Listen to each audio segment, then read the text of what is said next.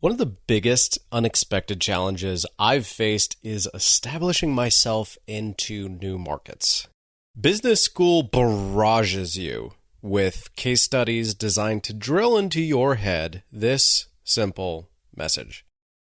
Something that works here doesn't guarantee it also works there. Duh, right? Believe it or not, the reason B schools have so many case studies to go off of for this lesson is that it's so easy to fall into the trap. Like I mentioned on my last episode, we had a waiting list and a killer marketing strategy for a property 20 minutes away from a new property in the same county that we had to totally revamp. Okay, so it's easy to fall into the trap. How do you avoid it?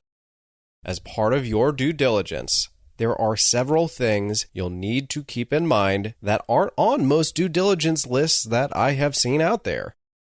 You'll need a marketing strategy that's effective for the specific local culture, which can be tested during due diligence. A trustworthy maintenance worker, even if you have all tenant-owned homes. Reliable contractors.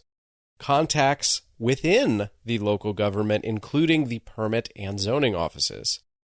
Warm introductions to local connectors and influencers.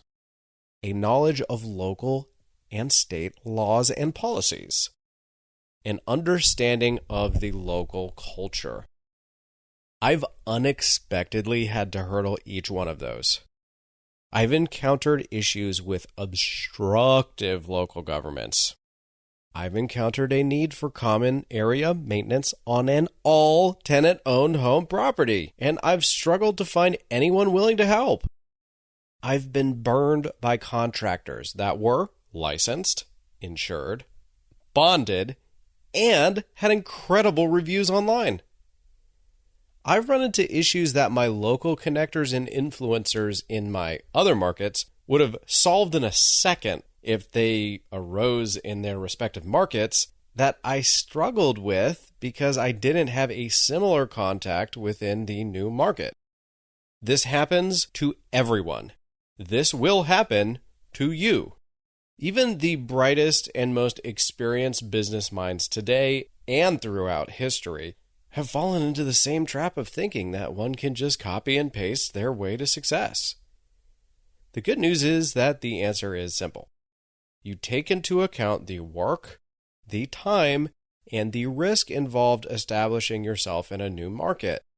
Turnarounds and even stabilized deals may end up sucking up way more of your time than you initially expected.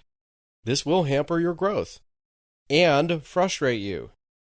You can't predict the future, nor can you uncover everything during due diligence, but you can mentally and fiscally prepare up front by mapping out contingency plans. You'll find that even if you don't use your original plan, those inevitable hiccups that will arise are so much easier to deal with if you have already thought through the process of solving that issue. Being blindsided sucks. But in a general sense, knowing who to call, knowing what to do, and having already planned for the subsequent time and money suck will give you the confidence to get through it and to live to see another day.